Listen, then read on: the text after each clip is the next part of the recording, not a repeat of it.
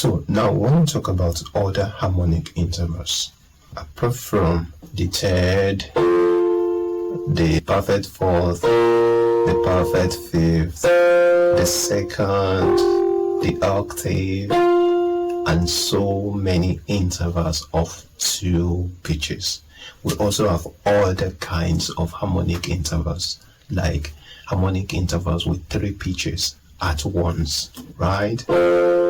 That's a complete chord, like a triad. And we also have more, right? And we have so many others, right? We have numerous kinds of harmonic intervals, right?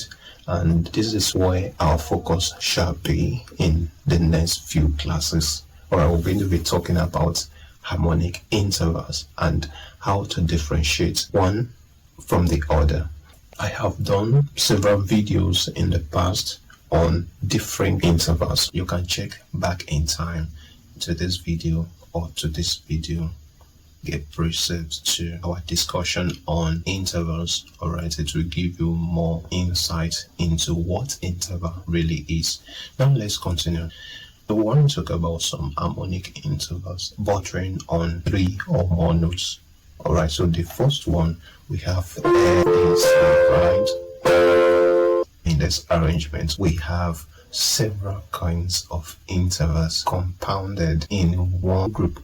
So the first one from F to C is a perfect fifth. Remember, it has 7 semitones, right? And the next one from F to A, that is a major third. So a major third from F to A, and we have a perfect fifth from F to C. Alright, so what do we have again? From A to C is a minor third, right?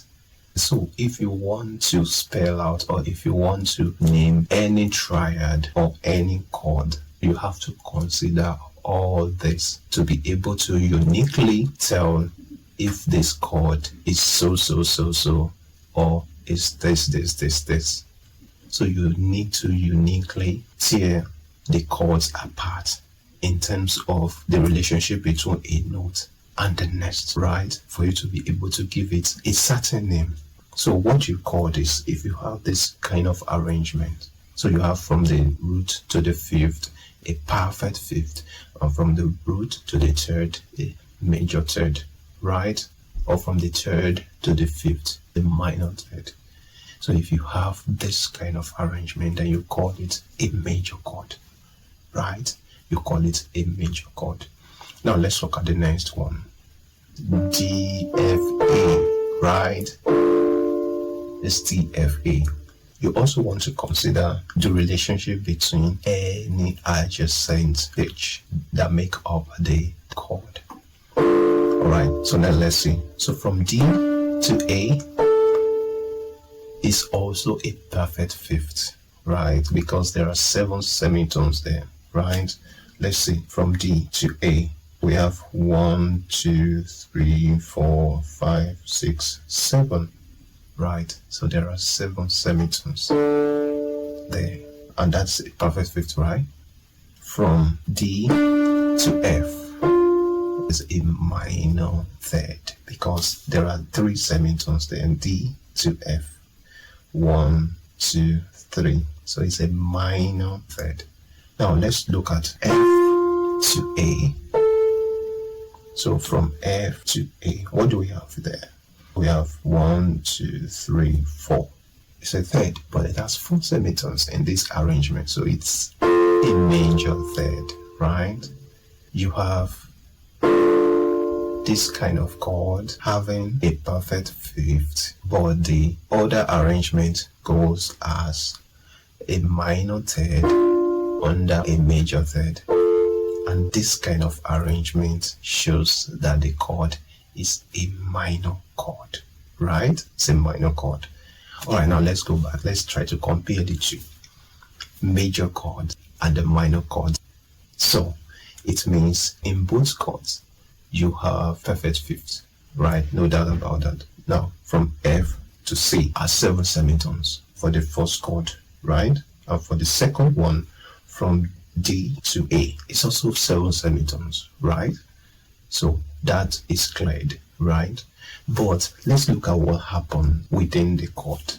All right, you see that for major chord, you have major third underneath and minor third above, making that major chord. So major third under minor third, right? That is for the major chords, right? But for the minor chord, you have a flipped arrangement, so that you have a minor third under a major third. So that's in a minor chord. Think or just imagine them apart, that you have a minor third under a major third, right? Let's look at the next chord, and we're going to tell apart what kind of chord it is by going deeper into the relationship between every adjacent pitch that make up the chord, right? Now, from D to C sharp, what is that? It gives a major seventh, right? But from D to F sharp, that's 4 semitones, and that's a major third. Now let's look at from F sharp to A. So what kind of interval is that? It's a minor third, right? It's a minor third. And we have from A to C sharp. Of course, that's a major third because it has 4 semitones. All right. Okay, now the chord goes as, right? So what's the name of this chord?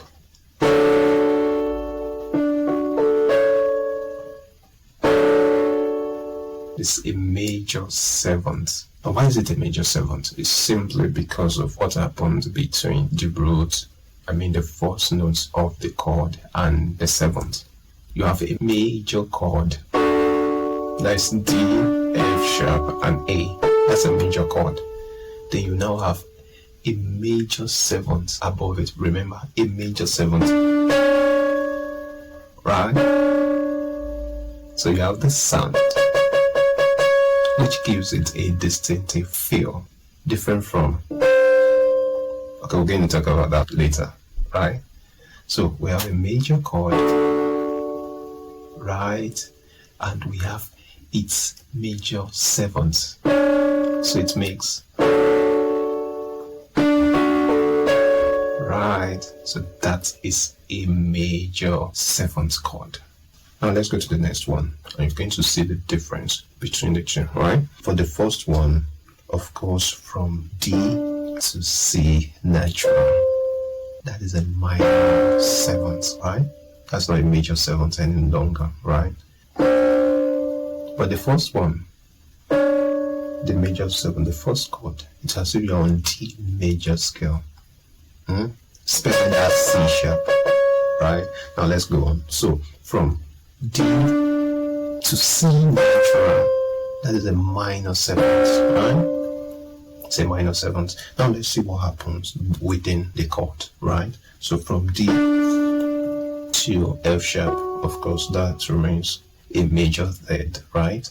It's a major third. Now let's see from F sharp to A, that is a minor third, right? A minor third. And let's see from A to C. A to C is a minor third. So that we now have the full chord as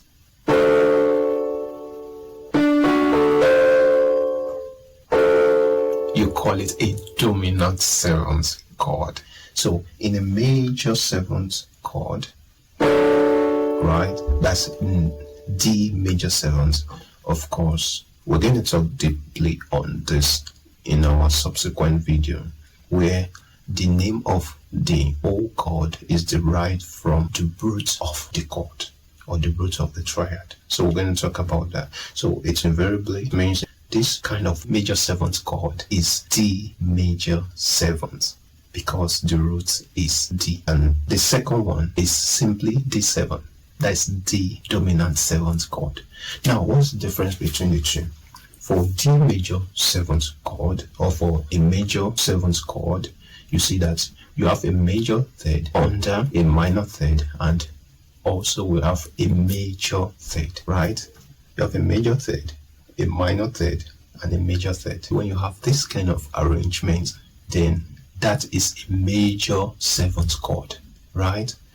That's major, minor, major, or you say major 7th. But that's not enough, right? Because a lot of things can happen within the interval that makes up the whole chord, the entire chord, right? So on a major 7th chord, you have major, minor, and major, right? So major, minor, major. That's major third, minor third, and major third, right? But on a dominant 7th, let's see what happens. So you have a major third under a minor third and also a minor third. So in dominant 7th, you have major, minor, and minor, right? So you see the difference. And also, let's look at what happens here in each of these chords. Of course, you have the roots. This is the roots. D is the root here. In the case of major 7th, D is the roots. We have the third. So the third is F sharp is the third from the roots. We also have the 5th, which is A. So A is the 5th from the roots, right? Now, we now have the 7th, but in this case, we have the major 7th, right? Alright, so now let's see the difference between the chords. So a major 7th will sound as, right? And D dominant 7th. Right? So this are what makes it different, right? Right. So dominant 7th or D dominant 7th. This 7th. Alright, so this, my friend, you can build on any letter, right? So this is just one out of many, right? So we just use the illustration of D, right? So you can build it on E, E flat, F, F sharp, any letter, right? But just have it at the back of your mind that the only distinguishing thing is the 7th. Why one is major 7th in the case of major 7th chord, one is minor 7th. That's the dominant 7th. Extended chords on C major scale. All right. So from the previous illustration, we know that a 7th chord or the 7th chords consists of 4 parts, right? It consists of 4 entities. You have the roots, the third, the 5th, and you have the 7th, right? So when you have major, third, and you also have the 7th, from the 5th to the 7th to be major, right? So you call it major 7th chord, and that is the MM7 or simply major 7th. That's how it's being called, and it has a major triad. For instance, in the case of, right, major triad, D, F sharp, A is a major triad. Okay, so we're going to be talking about what a triad is in a subsequent video, but a quick peep into it. Triad actually entails 3-note tricycle, 3 wheels, or triangle, 3 angles, triad. That's to do with 3 notes. So 1, 2, 3. So that's a triad. It's a major triad in this arrangement, and you now have a major 7th above it. That's why we call it MM7, right? Or major 7th. Why the dominant, like we said in the previous slide, the dominant 7th, right? You also have a major chord, but a minor 7th, right?